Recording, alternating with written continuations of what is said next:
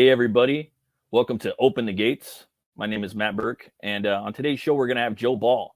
He's going to be talking about his insanely awesome book, Death, Death, Death. So if you guys could give a warm welcome to Joe. And, yeah, what's up, Joe? How's it going? Oh, it's going pretty good, man. Just got the family fed and dealt with and out of my hair long enough to go do a live stream. They haven't had to deal with me running off to do shows every night for 7 months, 8 months now. So I can just tell when I'm like, hey, I got to go do a show. Just that look on my wife's face, like, great. Like, sorry, honey, you know the drill. But she's always happy when she sees those that totals go up, so it all evens out. Oh yeah, for sure, man. How's things been in your neck of the woods? I haven't had a chance to talk to you in a while. Yeah, it's been a while. Like a year and a half maybe, or something like that? Probably somewhere in that realm. Yeah. Pretty good, man. I've just been working on a new book right now, and that's been really fun. Just trying some new stuff and trying to level up on art and writing and getting some feedback. And that's pretty much all I've been doing for that. And then I started this show up about 2 months ago, and that's been really fun. I got to interview like a lot of really awesome people and see some really cool books. Hell, J Dollar. What's up, J Dollar? My gay brother. He's not really gay, you know. But yeah, dude, that's pretty much it. You know, I've been wanting to do a show like this, and now I got it, so it's been pretty cool. But yeah, man, obviously, like, you know, I know who you are. But if there's anybody out there that doesn't know who you are, that's probably watching this, do you think maybe you could tell us a little bit about yourself? Yeah, I'm basically a comic book / graphic design artist. I've been doing both for about 20 years now. I've worked for a bunch of indie guys over the years. Some things I even did, I don't even know if it reached a light of day or went to print. I just drew the artwork and turned it in, and that was that. Did a lot of clothing design and logos and stuff too throughout the years. And I'm a diehard Cincinnatian. You know, I love my city and I love everything about it. And I'm a massive Bengals fan. I actually just got I was super jacked because this is the first year I've actually been able to get season tickets for the Bengals. Mostly because it's like, it just feels bad spending the level of money that season tickets cost when you can watch it on TV or the internet or something. It's just like, how do I justify this? So this time I didn't have to even think about that because someone else gifted them to me. So I was like, oh, hell yeah. Actually, it was my wife. I'll just say it. So the wifey gifted me season tickets, which, you know, it made me not have to feel bad about making that decision myself. So I was super jacked on that. And then today I found out we just got our playoff seats. Got that option to us, so I got to get that locked in because I thought that was another thing like I'd never see in my lifetime, like a Bengals playoff game live. Like, we went to the playoffs plenty of times, but actually getting to go, you know, for like a single game ticket is almost as much as a season ticket. Yeah. So it's one of those things where it's like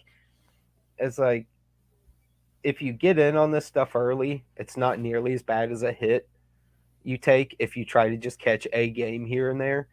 If you want to watch 2 Bengals games, you could have just bought season tickets. You know what I'm saying? Yeah. So the NFL's just getting ridiculously out of hand on pricing, but at least they keep the price of beer down in the stadium, so I can still afford to just be slobber knocked the entire game from the minute I walk in the door. Dude, we were at the Browns game. There was a lot of, like, when you have season tickets, you can tell when the regulars aren't around you. Yeah. Like the other people that you're used to always being there. Because occasionally someone will sell their seats. They may not be able to make it this week or that week. And we had there were fathers and sons everywhere. Like middle-aged sons with their like 60-year-old fathers just everywhere in the stadium. All these faces I'd never seen before. And we had 2 sitting right in front of us because those particular seats are almost always sold out individually. You never see the same people. And dude standing there with his dad, and his poor dad just keeps like falling backwards in slow motion because he's so wasted. This is like 2 minutes into the game. I was like, well, how much tailgating are you boys doing? Your dad's like 6'5". He's a total beefcake. He's a dad, you know, Yeah. and he's literally like slow motion hovering his head closer to the concrete stairs. I was like, please don't fall and crack your skull, dude. Like, I don't want to be cleaning up Bengal fan blood. I just want to watch the game. But Bengal juice. yeah. Well, dude, Sucks. I know it's a rivalry game. I get that. Yeah. But like, there was just an excessive amount of drunkenness at this particular game that I had never seen before. And it took me back because I lived in Cleveland for a couple of years at one point in my 20s.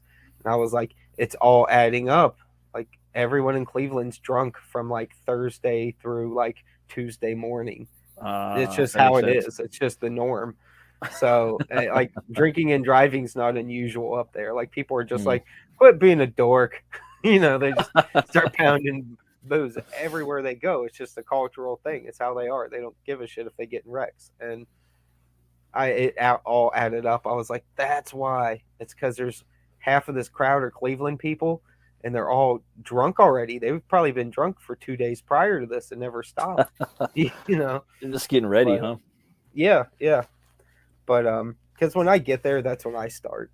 It's you know, you're gonna eat up 4 hours at a stadium, so I don't really want to be insanely drunk beforehand, or I'm not even going to be able to get to my seat in that mass of people. But or remember everything. Well, it's already hard enough to remember. Like, when I get home and turn the game back on to rewatch, it's like getting a whole new game because you're just seeing everything from this perspective of your seat. And occasionally I'll look up and try to watch the big screens if it's too far downfield away from me. But you get zoned in staring down at that field. So it feels like two different games once you get home to rewatch it, where there's camera angles and other things happening. But I could tell it was a rivalry game too. It's the first game I've been to all year where there were like these commando SWAT looking motherfuckers with like machine guns and shit just all over the place. I was like, there has never been a presence like this. There was like double the security, everything was doubled, all the event staff. I've never seen that many guns at a Bengals game. In fact, I've never seen it at all. There's usually a few sheriffs around. That's it. You know, a couple of sheriffs just to keep an eye on things. That's crazy, dude. Ridiculous. It's like a whole SWAT team or more, a couple. Well, and everyone was being relatively nice. I'm not sure what they were worried about. Like, Browns fans were looking out for Bengals fans. Bengals fans were looking out for Browns fans. I think everyone just came with fun in mind instead of anger for once, because that's kind of, you know, if you were at the Chiefs game the week before, like, I felt bad for them Chiefs people because they were just speckled here and there, and they were just getting verbally abused through the entire game. But that's what they get for showing up in Hulk Hogan colors, and Hulk Hogan's not there. If Hulk Hogan's there, it's fine, but it's not. It's the Chiefs. You're going to get ripped on. You're going to get it, huh? Mm-hmm. Dude, your art, man, is like so awesome, dude. It's so like highly detailed. Who are some of your influences, man? I've always wondered. I mean, I have my ideas and like prior discussions, but can you tell me some of who your artistic influences are? Well, I think you know how like artistic influences are in the sense of like they can change over time, or a person can like go through a phase where they're really into an artist. But I would say like in my early years, like the first dudes I got my eyes on as a kid was George Perez and John Byrne were like my first two comic artists where I was able to identify something about this just looks better than the other comics I have. Like I wasn't old enough yet to really put my finger on why it was better. I just knew it was. And as I got older and I was able to start, you know, connecting names to art and things like that, I would say like Byrne and Perez always will remain in my top 10. I absolutely love those two guys for American comics, especially Byrne because he's just incredible at everything he did for a while before he got tired. Michael Turner was probably a huge one for like me realizing I had to do better. I see some of him in yours. Yeah. Oh, for sure. Like I still do like Michael Turner eyeballs, and occasionally I'll even draw like Michael Turner, like male body types. Like I've broke from that a lot these days, but every once in a while I'll still give him more of like that big rip dude, but the flow of his body moves a little more sleek and feminine. Like the hips Yeah. kind of go out a little odd. So I'll still do that occasionally. But yeah, I loved Michael Turner and Silvestri and Lee. Hell yeah. But as I've gotten older, it's definitely leaned more Japanese, like, you know, Kenta and Otomo and the dude that came up with Evangelion, Hideo. Just a lot more Japanese influence these days. I think what it was I realized all the stuff I grew up on that wasn't comic books that I loved, like Transformers and Nintendo properties and things like that. They all turned. I found out later in life that was all Japanese created. And the older I got, the more I realized, like, virtually everything you love other than the Teen Titans came from Japan. So yeah, it's crazy. Yeah. What up, Zaid? How you doing, Phil? What's up, Phil? Hey, yo, brother. Some guy was talking on a live stream that I was listening to, and I kind of agree. I think that every now and then, every couple thousand years, there's like a civilizations that are separate from other continents, and they just kind of like do things a little better. And like they were comparing for this instance, Atlantis to Japan. You know what I mean? Yeah. Where they're just next level, and they're kind of keep to themselves sort of, but they're cool, and they're just kind of, I don't know. And when he made that comparison to me, it was like, okay, I kind of see what he's talking about here. Well, it's true. The Japanese have just been operating in terms of their entertainment. Well, we'll stick with manga and anime because film has never really broke out there in a big way. They're still hooked on American film, which the whole world is. I get it. That's kind of our thing. But yeah, I feel like in terms of like anime and manga, so comics and animation for us, they've just dominated those fields for so long. The numbers they've always kept high. You know, they've always known how to treat customers and fans correctly, to a point where they can sell, 25 million shonen jumps a week. Week. It's insane.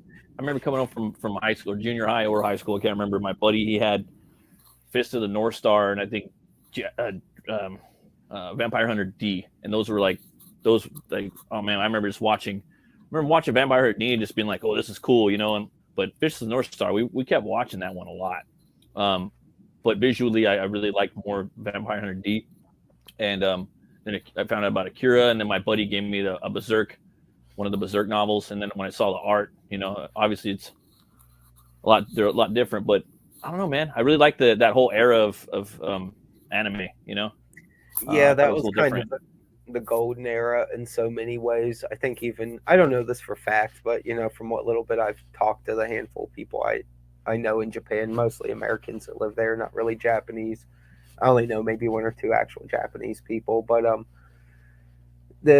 even they look fondly on the late 80s and early 90s anime manga, because it was just all about outdoing each other. Like creativity did take a little bit of a backseat in terms of like good stories, and it was more like who can make the most ridiculous shit in an animated short. And it was just a glory time over there. You notice too, like on a global scale, we kind of all hit these strides sometimes. Like in America, X-Men, and then right into Image Comics was booming. Yeah. And there was big competition in our field in the exact same time that was happening in Japan. And even when our comic book market dropped out, theirs did too for a little while in the mid and late 90s. They had a weird drop. Like it all matched up, even though it was completely different products that both sides were consuming. Over there, it was DBZ burnout. Yeah. Over here, it was Hatchline burnout, Yeah. So it's just, it's interesting how we hit these weird strides sometimes simultaneously. I think the difference is Japan knows how to dig itself out of a hole. And in America, we just keep doing the same dumb thing over and over and then wondering why it's not resulting in a good, in a good result. So totally. Yeah. I agree 100%. I was going to say, man, what's your favorite metal band? Tough, man. There's literally like millions of metal bands. Yeah. This globally, like if you look at like the metal map of genres, and then the genres broke down into the bands, it's like, okay, so there's about 50 genres, Within each genre, there's about 25 subgenres. With each subgenre, there's about 100 groups that participate in that subgenre. I'd say like my kind of like stuff I fall back on or I re-listen to, because there's some things that are just kind of like fun for a week and then I'm over it. Like I got into like Beelzebub and Electric Wizard for like a week, and then I was like, okay, enough Sabbath worship. Because I love Sabbath, but after a while I have enough Sabbath worship bands. You gotta burn it. Yeah. Burn through it, right? Exactly. So let's see. I think Emperor is high up on my list. Dark Throne is pretty high. I listen to those two still quite a bit to this day. I'll even take in some Burzum every once in a while. Do you like Isan? What's that? Have you listened to Isan? No. I think it's the singer of. I think it was the singer of Emperor. I can't remember, but he did like a solo album probably like 15 years ago or something like that, maybe 10 years ago. Okay. It's still black metal, but he was bringing in saxophone. Now a lot of bands are bringing in saxophone like on one song or something. Like a lot of metal bands would bring in a female vocalist just to kind of do some weird stuff. Now it's like now I've noticed saxophones, and when you're listening to, you're like, damn, it kind of got that that noir feel to it. You know what I mean? Like a little cool, Sin City. I'm like, I ain't gonna hate. I'll have to check it out. Like I can appreciate that stuff. I'll tell you, man. Like this is gonna sound like out of personality, but like the older I get, the more like I see art and things that maybe other people have just written off as being pop or being this or being that. Like I like a lot of pop music at this point in my life too. Once I looked backwards one day and realized, like, dude, you loved New Kids on the Block and Metallica at the same time when you were a kid. Just admit it. You like a lot of pop. And I was like, I admitted it to myself, and now I just enjoy it, and I don't care how it looks. But I was listening to some Lady Gaga the other night, and the video and the song for Bad Romance, and I want to say maybe Applause. She did a live performance of Applause. And it's pure art. It's so good. This girl sings at an incredibly high level. Her art taste is all very like high tier. Like I know it's borderline snooty, but the way she does it's accessible for everyone. It's not presented as being snooty. And I was watching her do a live performance of one song where she changed costume while singing and just switched hands for a moment, or had someone run over one of the dancers, like kept in beat and held the mic for her and kept going. And she was changing like in these elaborate costumes mid-song and continued it. And I was just like, what? Because this broad, I forgot how good she was. And even if you watch the Bad Romance video, like that's some really cool design work and composition and the style of it. Like, I don't know. I have a lot of respect for that gal. Like, I think she's a Satan worshiping fucking weirdo. But most of the groups I kind of tend to like are Satan worshiping weirdos. It's kind of a problem for a guy that's a Christian that's always like, man, why can't I find a Christian that makes music that doesn't suck balls? Well, I'm the same way, dude. It's like same exact thing. You know what I mean? But she's also playing Harley Quinn, singing and dancing with Joaquin Phoenix, I guess. You know what? I know some people kind of dumped on that, but I'm actually excited for it because I like her that much. I'll check it out. I mean, I like the Joker movie, but not as like a, like a Batman universe movie. You know what I mean? Like, agreed. Personally, yeah, I want to see, and I don't know. That's just my feeling. Like, I like those styles of movies. Like for that type of movie, like it's kind of like a subgenre. I like Falling Down. That's probably my favorite. Falling relatable. Down's good. I like that one a lot. Good Joel Schumacher movie. What's your favorite movie, by the way, man? I'd like to know that. I'd say at this point, Akira is probably going to always go down as my favorite movie just because it's so impressive. Yeah. I know it's animated, but it's like more impressive than any live action film I've ever seen. But outside of that, it's going to kind of get into like, if you're talking more live action stuff, like, sure. Yeah, totally. There's this movie from, I think his name was Ken Russell's directed it. It's from the mid 70s. It's called The Devils. Bear in mind, this movie's not really for anybody. It's super intense and extremely graphic, but it still has meaning. When some movies will have like a lot of shock value, but by the time you get to the end, you realize this shock value wasn't the shocking part. It was how Right. good the story was. Like they told you a tale where that shock was necessary for this story to work. It wasn't done just for fun. It was done because you needed it for things to add up the way they did in it. And it's kind of like how Scorsese is. You could have a perfectly calm movie, but there's just enough shock in it. Yeah. Whether it's like in what was the one with De Niro, the Vegas one, Casino, With the bat in the cornfield. Yeah, I was just thinking the same thing. Twitching and stuff. Like that kind of Yeah. stuff. Yeah, it's graphic, but it's like you kind of need that to comprehend how bad these dudes really are. They do not give a shit. They will bat you and watch you have seizures and twitch on the ground in a hole. So. Yeah, it's crazy. But yeah, the Devils. If you ever want to watch it, I'll send you a link. Just make sure your totally. kids and wife aren't around because they'll be extremely disturbed. No, I watch disturbing shit all the time. Like me and Brian Christgau, Six Gun Gorilla writer. Oh yeah, Brian's cool. I like Brian.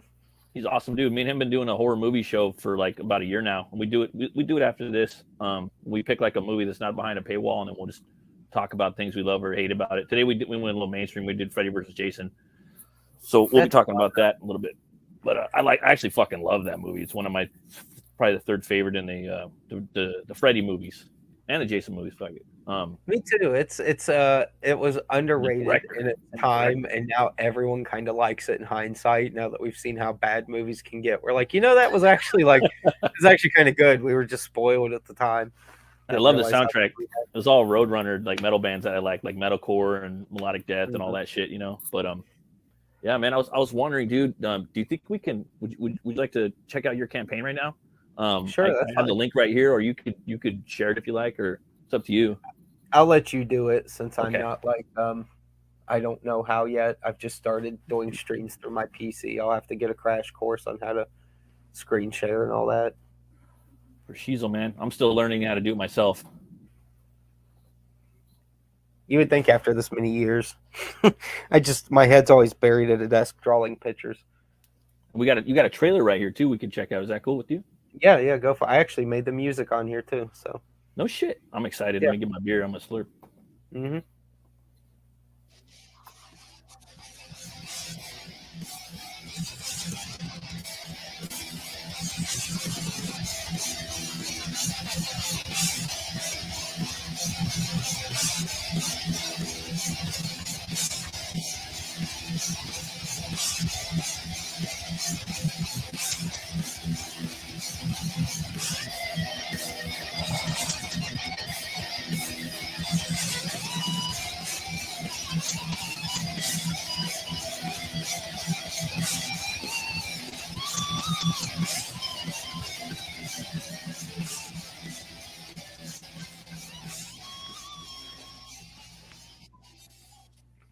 Oh yeah, man, that was metal as fuck.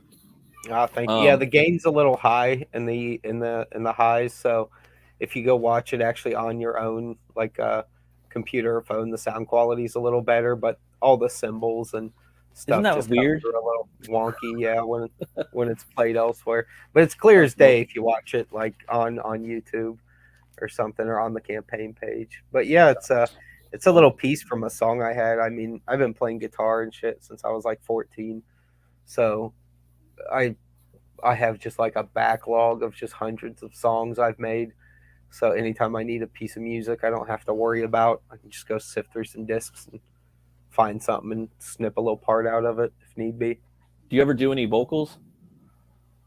No, I'm not cut out for that, unfortunately. I've tried, but it's just you hear how I sound right now. It's even worse when I try to sing. So I would have to actually get like legit vocal training to do that. It's just too far outside of my wheelhouse to get good at. I need someone to tell me what to do. So that's crazy, man. I mean that'd be pretty awesome if you could, like, say if you put out like a song to go with maybe the next book or something, you know what I mean? Like a download or an MP3 or something. That's what I did on the last two books. Death Metal Hero did one for the first book, Butch Cleaver book I did, and then I did one on the second one with my band. So it was real fun too. But yeah, I mean, I'm just saying that since you got all that badass metal, It's a possibility in the future. I would have to takes some real time to sit down and sift through it all and kind of retweak some of the the mix on them.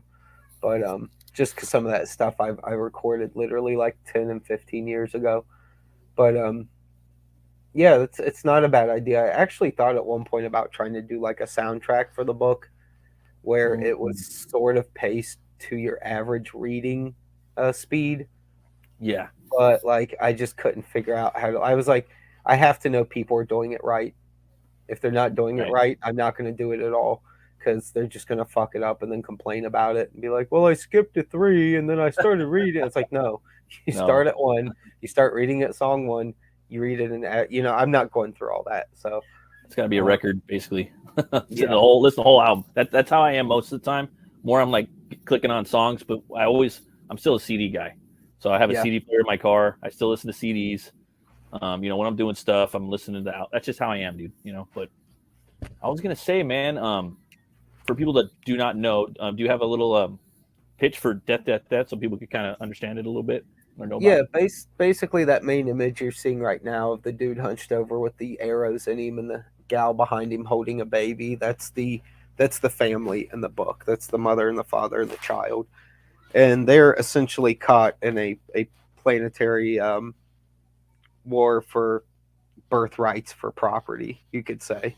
Everyone thinks they're entitled to the same space just because they all had it at different times, and it collides into basically like I always say it's a 3-faction war, but really it's more akin to a 2-faction war where one side gets kind of forcibly pushed into working with the other, and it eventually the numbers just keep narrowing and it turns into just a solid 2-faction war. But it's a war book about a family caught in the midst of war. It's pretty straightforward, pretty simple. It's got a lot of Bible mythology and lore type themes, a lot of and not even just Bible. I mean, there's little things I take from all kinds of different religions, whether it's symbology or themes or anything like that or ideas. That's awesome, man.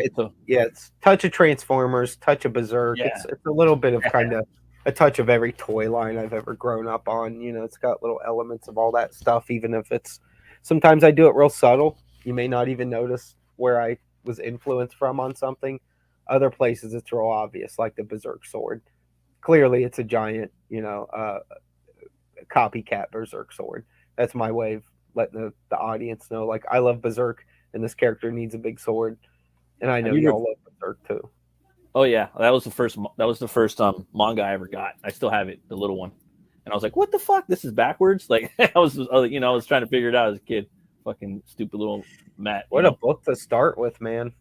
Yeah, and my buddy Miguel just gave it to me, I think, and I must have been like 18 or something. I mean, maybe 17, 18, I think. But I remember being kind of younger, That was a while ago. Yeah. Like 20 years ago. But that's cool, man. You combine like almost like Judeo-Christian, with Transformers and other religions as well in the book. Highly detailed. Your art is like anytime you do a piece, I know it's you. You know what I mean? Yeah. Well, thank you. I love your style, bro. And it changes a little bit, but I always know it's Joe Ball. Hyper detailed. I love it. Just scrolling through some of your beautiful art here, man. That's something I've worked towards for years, was trying to I always felt like depending on who, because I had like a little training from David Finch back in like 2013 to 14 range, and what he would have me do when I'd go show my work, people would just go, "This just looks like David Finch copycat work." Mm-hmm. I'd still get negative responses from editors. They would always see too much of what I liked within my work. But in that particular case, it was like, I'm just doing what he told me. But I've finally got like my style kind of like almost narrowed down to a point where it's pretty identifiable that it's me. And it's basically an amalgamation of 30, 40 years of practice all mushed together, and that's what people are seeing now. So they're seeing all these, every comic book, every gig, every stupid thing I've had to do over the years coming to fruition through this book. Yeah, and it shows, man. Like I love this cover right here, man. Like I don't know anything about the book, but like to me, like I don't think you could have done a better cover than this one right here.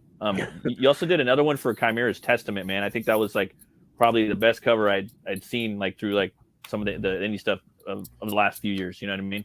Well, thank you, man. I was just like, wow, dude, he's just really fucking nailing it down, like with these shapes and balance and concept and composition. You know what I mean? I started doing this.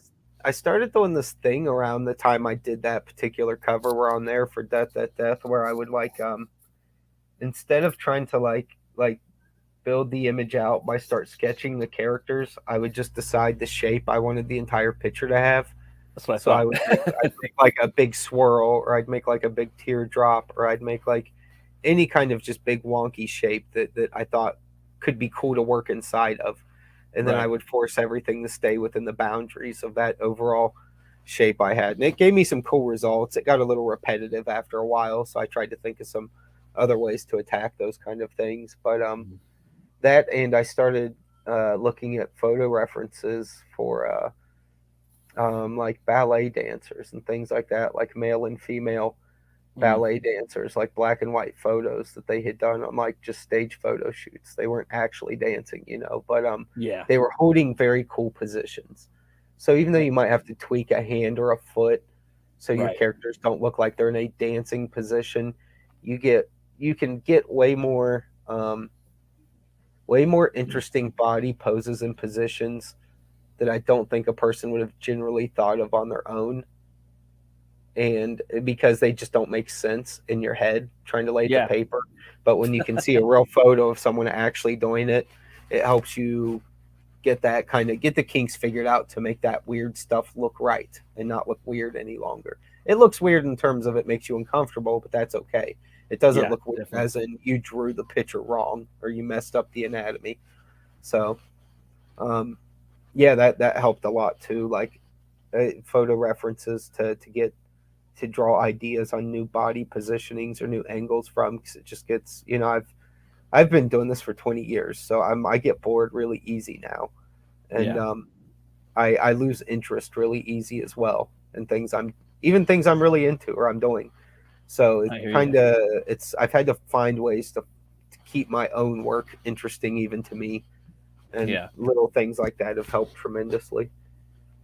That's cool, man. And like when you see like some of these ballet pictures, you might see some weird poses. Like, wow, I didn't even know that was like anatomically possible. Like in a if I comic book it, but they're really doing it. You know what I mean? 100% correct, man. That's the whole thing. You see stuff that it doesn't make sense if you try to just do it from your imagination, but if you can kind of get a gauge on where to start or how to approach it from a nice photo, it can make all the difference. Hell yeah, man. And one thing you did with this book, like I remember knowing about this book, you know, because I've known you for a few years now. Yeah, you've probably heard about it 2 years ago at this point. And I remember just being really pumped up because I always liked just the way the characters looked and whatnot. And I didn't know you were gonna have 3 different formats for it. So you're doing basically a colored version of it. It's not basic, I mean, anything but that, but you're doing a colored version of it, a line art version of it, and you're also doing a manga version of it. So can you walk us through a little bit about that? I'm very interested. Yeah. The manga version is basically, it's the same book. It's just I've converted all the colored pages to grayscale, and I have tweaked some of the lettering to better fit the digest size of 5 by 7.5, which is like the typical manga scale that you would see in like a Barnes and Noble. Like I know that they make bigger and smaller versions of manga, but that's kind of like your standard. So I'll have that. It'll still read the same direction as an American comic. I don't have the time to tweak it all to read like a real manga, but it will still be in the format. It will still fit on your shelf with all your other manga and look correct and scale up well with those. So that's a lowdown on that, and that's kind of like your value option. If you don't want to spend 40 or 50 or 60 bucks on a graphic novel, you can get that manga for $18 plus shipping, and that gives everybody basically a chance at this book. And it's 300 plus pages. Yeah. So it's a big book. It's comparable to even decent sized mangas you would find at Barnes and Noble. So it's Definitely. it's I keep everything comparable to what the industry and retail kind of do right now, at least. I'm one of those. I love the past and I somewhat live in the past, but I also ignore the past if I have to think about the future. Like I'm not ignorant to it. Like I'm like, no, if I have to block the past out, I will do that and look straight ahead at what's in front of me. But that's kind of how I'm treating the manga edition for now. The line art one, that's a 7x10 hardback. It's literally just the pages as I drew them, and with the lettering, and then the color version is also a 7x10 hardback. So both of those are comparable to your American size graphic novels, and that one will give you kind of a different tone and feel. It depends on what you want. I'll tell you, the line art one is the spookiest. Like it retains the most spooky tone. The manga one, while grayscaled, it's still, you lose a little bit of the spook because of the brightness of the color pages just being converted to grayscale. There's still a lot of boom and pop and bright spots in it that kind of give you more of an animated feel and a little less of a spooky, gritty black and white comic feel. And then the color one is just kind of like me doing my best to put you into this world and let you get a feel for what the colors look like, how things feel against each other in a literal way. And I try to work as much sound into, even though it's all drawn in sound. If there's one thing that eludes me and drives me crazy about comics, it's unlike a movie or an animation, I can't add sound. Right. So I do the best I can with that as well to get you in the mood through the sound effects and to feel the environment. Like I was trying to figure out things like, how do I make people understand there's bugs chattering in the air at nighttime? Right. With all this other stuff going on in a panel.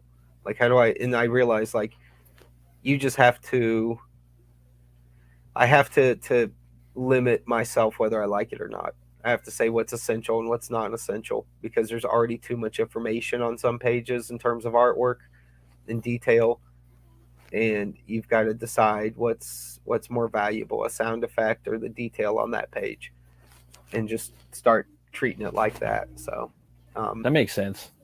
Yeah, and well, you got to pick the storytelling. What's the most important part of the because you don't want one thing to ruin another thing. So if I want people to read through the pages smoothly and turn from page to page, I can't barrage their senses so badly that they're sitting there trying to figure out what's going on. I mean, I even went back and tweaked some of the older artwork just so it was a little more clear. Because at the time I drew it, you're talking like 2.5 years ago. So, some things just weren't up to par in 2022. So I had to do a few adjustments here and there. Nothing major though. I'm not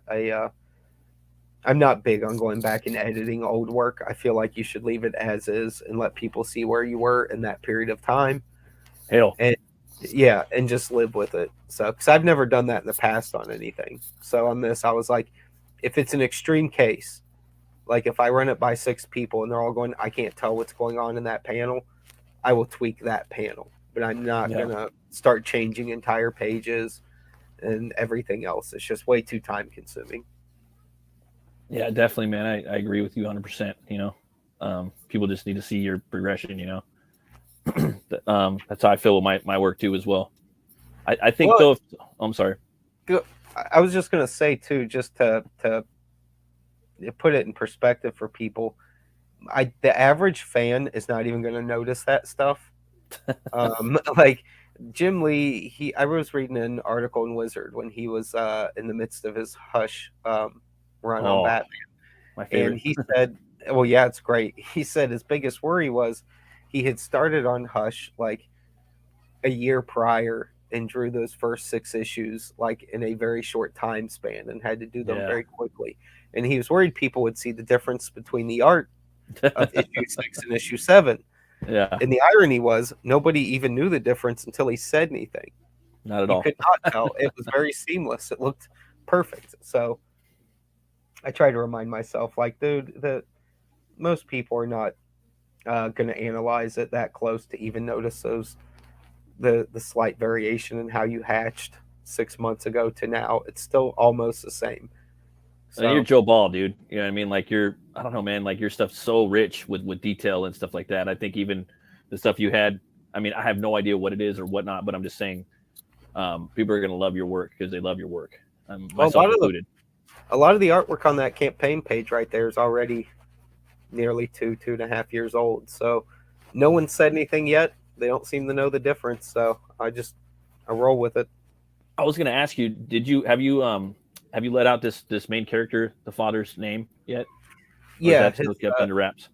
No, I've not made like a big fuss about it, but a few people have asked, and I've went ahead and told them. His name is Gabriel. Oh, okay. And then once he is mechanized, he'll be known more by his like, I guess you could call it like a slave name or a title. Yeah. He'll be known as Citadel. Citadel. Yeah. That's tight, dude. Oh, okay. All right. I like that. I was gonna ask you too, man. Do you have any merch for this yet? Like any t-shirts? No, I'm sure at least one person told you like that needs to be a fucking black and white t-shirt. Yeah, we're getting to that point. We've got a lot of like King Toad shirts and Mothman shirts and stuff like that. Shane's working on getting all that stuff up on our Etsy site. Hell, Mothman. Yeah. Yeah, actually the second Mothman book just went into production. Shane's working on Swarm as well. That's going to be kind of like our more like Western typical like 80s Marvel comic, you could say. Very typical American superhero stuff. That's being worked on now as well. We got a huge portion of it done. We're actually already having that colored. So that book will be pretty much finished before we even launch it. I've seen some pages from both of them. They're looking awesome. Thank you. And that was fun. I did a piece. I remember doing a piece for you guys, man, and for the Mothman, man. That was awesome. Getting a chance to do that. Oh yeah, dude. We appreciated it. It was cool. Shane is he just loves getting. See, the thing is, like, we've been doing this for years and trying to pursue our creative interests as jobs. But the internet didn't offer what it does now. Like, you really can communicate and meet and get your stuff out to large quantities of people in very short periods of time. And by default, you also meet other like-minded people very quickly, where it's not just hoping you run into someone at a convention that maybe has similar interest or wants to do what you want to do. So for him and me, it's just been really cool getting to make all the networking and the connections with people like yourself and Phil and Jay Dalla and just an endless list of people I've met just since CG, Hell yeah. It's I've never went to a convention knowing anybody. Yeah, it's weird, right? Like, what up, dude? Yeah, that'd be fun, dude. I'd love to do that. Just say what now up, you know what I mean? Get there and there's Yellow Flash and Rakeda and Anna and we're all going to bars and getting wasted and having a good time. It's actually hard for me to even focus on the con itself anymore. Like, I think I might hire somebody for cons specifically to watch my booth because I don't have the patience. I just want to party. I could see that. Well, I mean, your work, dude, it's like you put in some fucking work, bro. Like when you're laying down, I mean, just when you're doing like traditional black and whites, let alone your actual death book, So I could see that, and it's a good time. It's a good time to let loose, man. And see what's up, Well, I don't know what things are like on in your neck of the woods because you live out west, correct? Oh yeah, I live in LA, or Los Angeles County. Yeah. I don't know what the conventions are like because I've never even been to California. I've been to Colorado's as far west as I've ever been. But here, like in Cincinnati, in Houston, Nashville, places like that, there's literally like bars set up everywhere now, like even on the convention floors. So like that's what's awesome is like you if at a con, I basically like to drink and get wasted and do whatever I possibly can to just have fun. Till about 2 or 3 a.m. I'll crash. I'll wake up. I'll eat a power breakfast to get rid of feeling shitty. I'll bash a bunch of eggs and bacon and whatnot and biscuits and gravy. Then I get to the con, right back to drinking. Like the booze is just right there. There are just bars set up. There will be like 5 or 6 of them just set up on the floor. I'm like, this is awesome. I can literally get hard liquor, beer, whatever I want. And as long as I'm not bothering anybody, they don't care. We're in this glory phase where like at cons and at any like big city function now. Yeah. They're just like, hey, party. Just don't cause any trouble and the police won't bother you. Just pretty much. Don't be bothering anyone, and you can drink yourself retarded in public.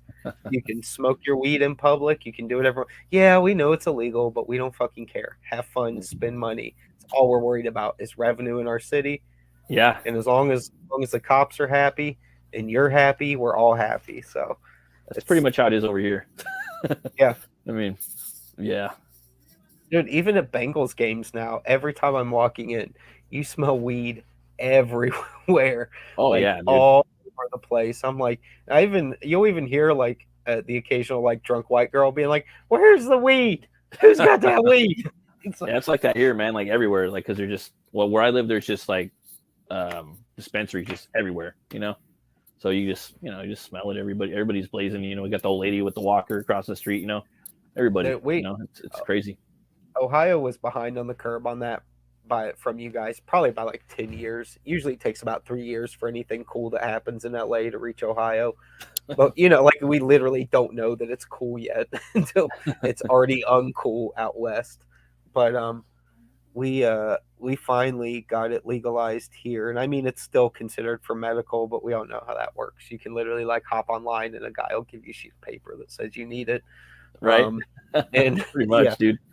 It's that simple. They'll be like, "What's your problem?" It's like, I have issues holding food down. Oh, all right. Here's your sheet of paper.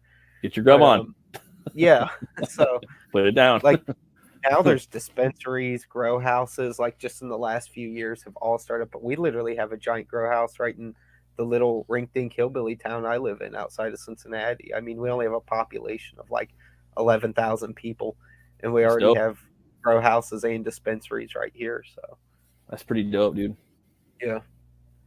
I was gonna say too, man. Like, if people like were gonna back this book, like me personally, like I backed a pretty good amount of books, like ever since the CG thing kind of kicked up in the indie scene for me, But I never back variants. I only back the book one time because they're kind of pricey, dude. Even if I love them, brother. Yeah, they are. Yeah. So I just do one. But if there was a campaign. No baloney. I would back all 3 of these. I would back your featured tier. It's a great deal for 900 pages. And you're going to get 3 different experiences of what you talked about. You know what I mean? Yeah, you are. It's the same book, but they're all they just feel different. Even looking at the artwork, I've been told that by people. So I'm like, I know, man. It's a pleasant surprise because I expected it to just be 3 of the same book presented slightly differently. I didn't even know till I started playing around with the format differences, just how much of a difference in feel it would make. And I did the color one just because I really wanted to see the world, and but I also want the line art one. So hopefully I can go back and get it later. Yeah, we'll get you hooked up either way, brother. Oh shit! Hell yeah! Well, shoot, man. If anybody hasn't backed this book, you need this book in your life. So come over, check it out, back it. Get all 3 of the future tier. You can't go wrong with that. And it'd be a perfect book to back for Christmas. So if you guys come over, check it out. Check out Death. Yeah, I'm getting very close to being able to get the proof in. I wanted it in October, but it's just every part of this is a grind, and it's a huge book. So if I get behind by like even a day, it was an issue. So obviously, like most people, I did get a little behind on some things because I had last minute conventions. Like I got an invite to go to Anime Matsuri. That was not in the cards to go waste, like 4 or 5 days down there. Don't flyer. Oh, but yeah, dude. When Nick Rekieta asks you to do something, as long as it's not too egregious, you just do it. So. Yeah, exactly, man. I understand how it is, man. Like there's going to be setbacks sometimes, you know? Well, it's like there's opportunities that pop up, and I would be foolish to pass the opportunity up. It's like, Right. yeah, it'll put me behind a little, but like I have to weigh the pros and cons of doing certain things, and there's just sometimes, you know, even if it's just something like for my kids or something, it's like I'm gonna lose some work time tonight, but you know, like my little girl's she's my little girl, gonna have to Yeah. do it.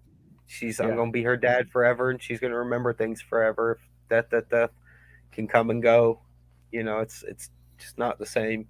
So, Oh yeah, totally. And they're only kids for so long, right? And they're gonna remember the little things, you know. Like for me, like for I don't know. It seems like a lot for like, well, this is a little off topic, but it seems like a lot for like a lot of like the white families, you know, like because my wife's family, they're Mexican, and a lot of they're real family oriented, you know, like familia, and the family like stays together. Like if the kid, they'll live at home forever. And like with a lot of the white families, they kick the kids out at 18 and like get the fuck out of here.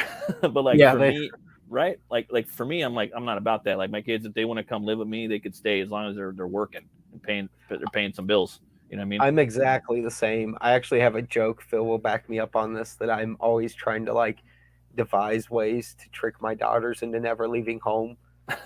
like so we're gonna move to the Appalachia.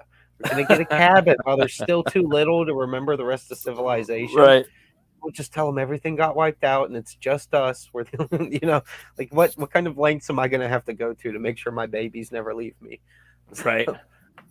But I just feel that like I don't know, like as long as you're at home, like paying a bill or working or trying to work, you can stay here. You know what I mean? So, and at the point when they're young though, too, like those memories when they're young, man, that's like paramount.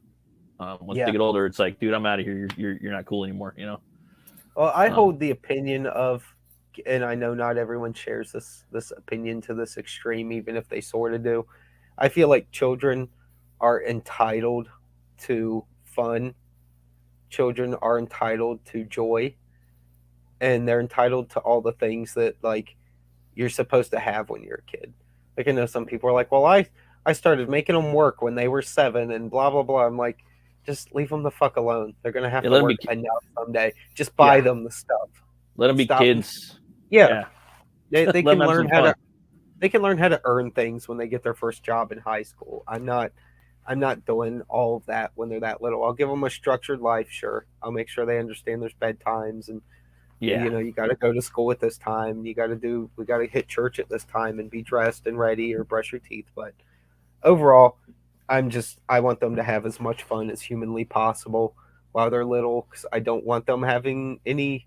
I know every kid's going to have some negative memories, but I want to keep that as limited as humanly possible to mostly good ones, because my childhood wasn't great, but it was good enough that if someone says, what was your childhood like?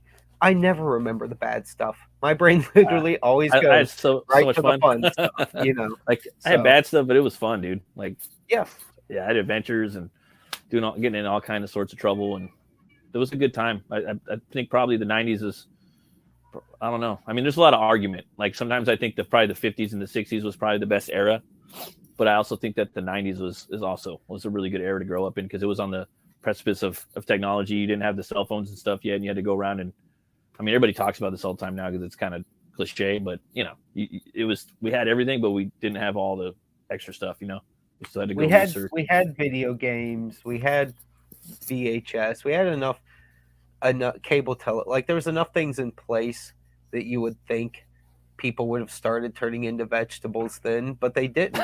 No, you still played outside, you still rode bikes, you still shot guns, you still did all the typical kind of all-American apple pie, Americana, bicentennial corn festival type things. Like you still did all the typical stuff. And even in the little town I'm in, I love it because you can go to a harvest festival and there's literally just like little kids running around playing football. There's Boy Scout troops fixing corn on the cob on a giant grill.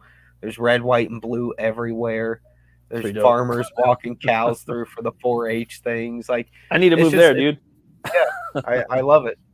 Yeah, sounds so fucking awesome, dude. It's so southern and so Ohio. Like That's the thing. Like when you get up towards like a little past Columbus, it gets a little. It's not southern anymore, Yeah. and that's why I love the area I was born in Cincinnati and where I'm from, because we have cities and we have the convenience of those things if you need it. But people are still like just rural in mindset. It doesn't Yeah. matter if you grew up literally in the ghettos of Cincinnati. You're still kind of a hillbilly, and it's great. So, yeah. And I love the Deep South too. I've lived all over this country. Growing up, I moved every 6 months to a year from about the age of, I don't know, 10 or 12 till I was out of high school. Ultimately, I went through about 28 different schools. And Oh wow. yeah, it's and it was interesting. I mean, I didn't always like it at the time, but as an adult, like I got to see like so much of this country Yeah. and so many Exactly. different places and realize just how different people could be from place to place. Like Rockford, Illinois, while it was a nice middle class city when I was up there in the mid 90s, I would never choose that over like Macon, Georgia, because Mm. just Georgia's my people, like Yeah. they have a mindset that I can appreciate, and they don't let go of their traditions easily. It's I love Southern things. I'm a Southern boy at heart, so Yeah. I love the Southern food. I haven't been down there before, but I went to Arkansas when I was like 4, but I don't remember any of it. It's like so long ago. But I'd like to go out there. I know a guy that moved out there because a lot of people are moving out of California. But yeah, that's crazy, man. Um, I was gonna say, well, dude, like, oh, sorry. if we we'll probably do the Cincinnati Con next year. I'll give you the heads up when people kind of start getting the gears in motion. If you can make it out for it, man, come out and party with us and get a little taste of the nasty natty, and it'll Yeah, be that sounds fun. like fun. I'd like Yeah. to, man. I was gonna ask you, man, what's your favorite beer? Whew. I'll tell you, there's this one. I think it's called Flat Tire. I think it has Okay. like a Yeah. bicycle on the front of it. Yeah. A Um, red ale. Yeah. yeah, it's not too Belgium bad. Yeah, exactly. or It's New uh, it's Belgium. New Belgium. it's pretty tasty. Around here, I drink mostly the regional stuff. So Yeah. like I'll drink Budweiser if I'm at like a football game, because you only have four options. It's Yeah. Budweiser, Right. Bud Light, Miller Light. That's it. Yeah. Or White Claw, but I'm not drinking any seltzer stuff. Like I don't get it. But Yeah. I've never um, got it before. it's just gross and weird. Yeah. But It seems kind of. Yeah. so outside of like sporting functions, like Great Lakes, I like all of their beers. Oh, there's a few other local ones. Rheingeist is pretty good. Um, It seems Man, like it you would feels probably good. have some good ones out there. Yeah, Um, yeah. there's Fine just guy. tons of breweries like Ohio, like Cleveland, Columbus, and Cincinnati. All three are filled with little breweries That's that dope. service all the grocery stores and all the restaurants and stuff. So like you can go into any bar, even in the little town I'm in, and there's probably 10 or 15 regional beers to choose from, and then they'll have like one or two kind of typical things for normies to drink that only know like Michelob or Bud or Miller, Yeah. that kind of stuff. Where's my Michelob Light or Michelob Ultra? That's a lot of Well, people dude, drink that. at the Browns game, I just out of convenience, I went ahead when I was getting food and got a Miller Lite off the Yeah. tap because I didn't feel like trying to hunt down another guy to just get a tall boy from. And I got back to the seat. My wife took a drink of it. Oh, her face curled up. She was like, "What is that? That is terrible." Yeah. Because like the worst thing she's ever had is basic Budweiser. Yeah. So to her, that was. I was like, "Honey, I'm sorry. I didn't know you'd notice the difference that much. You really don't drink enough beer for me to consider that you would Yeah. My realize there was even a difference between Budweiser and Miller Lite." So my wife hates beer, dude. She doesn't really drink at all. But there's this like one beer like she's like, okay, that's fine, but she won't drink it. But she's like, that tastes pretty good. It's a Weihenstephaner Vitus. It's pretty good. It's like the I don't know that oldest I've ever brewery. heard of that. It's like the oldest brewery in the world. It's from Germany, but they have it in a lot of places now. Like they'll sell it in a lot of like wine, like beer stores and stuff like that. Some liquor stores will carry it, but a lot like they got rid of it for some reason. I don't know why. I'm like, oh, this is my beer, and like a lot of places had it, and then they got rid of it. Like, all right, whatever. Shit's been around I'll like give it a 300 try. years. Yeah, Germany makes some good beers. My Yeah. DNA background's all German, Anglo-Saxon, so we're really old ass Germans mixed with the Germans that didn't leave what would eventually be Germany Mm. until after World War II. So my whole family's got just the most whitest of white people in our genetics, no matter if we like it or not. And Cincinnati's a German town. That's where all the migrants came to. That's where all their family was. There's a lot of Ohio that literally looks like Germany. So Oh, I really? really am not surprised. Yeah, like my Oh, parents, my dad was a Marine, so I grew up looking at just endless photos of Germany and Japan and stuff like that. Because my mom and my older brother and sister were always over there living on base, wherever he was at. And oh, so okay. even though I've never been to these places, I grew up just looking at endless amounts of pictures of it, and it kind of felt like I went there in a weird way. And it was strange to me that when I got older, I realized like rural Japan, rural Germany looks just like Ohio. Like I kind of comprehend why they gravitated to where they did to this valley that cuts into Kentucky and all that because it feels like their home. It looks aesthetically like where they came from. So Yeah, that makes sense, man. mhm. You guys probably have like some Oktoberfest up there too, some festivals, huh? Oh yeah, Cincinnati's Oktoberfest is a hoot every year. It's a pretty big deal around here. Even the little towns, like you could have a town with like 5 or 6 thousand people in it, and they're still gonna put on their own little Oktoberfest, even if it's super basic and it's just Budweiser and brats and Mm, sauerkraut. They're still gonna do it. So I love yeah, brats. oh dude, like sauerkraut and sauerkraut balls, anything Oktoberfest related. Uh, they people absolutely love that stuff around here. That's awesome, man.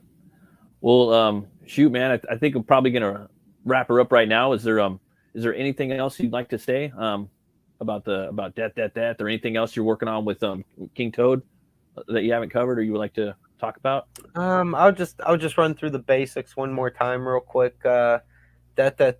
It's we're closing in on 76K. My ultimate goal is to reach 100K on this. I'm going to update the campaign here later tonight. Get the 100K stretch goal up. Um, Nice. there's a few customer questions that are up I need to answer as well.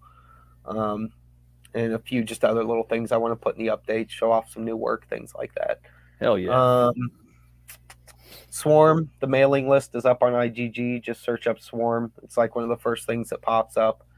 Um, we've got that one in the works. It's nearly done. We just started. Actually, Shane just messaged me this morning that he was getting Mothman 2 and going again. So I have that going. And if you look on Nice. my Twitter or Shane's Twitter, I'm at Comic Art Master 1, or just look up Joe Ball King Toad Inc. And you'll see our Etsy store linked in the bio, and that has a bunch of our current merch. You can get cups, beer bottle opener keychains, Nice. mechanical pencils, T-shirts. We got a bunch of ash can comics, um, and they're essentially like previews of our bigger books. Um, That's dope. yeah, I'll check bags. that We've out. got drawstring bags, King Toad bags of all kinds. So yeah, a lot of options, a lot of merch we're kind of compiling right now and trying to get that set up to sell.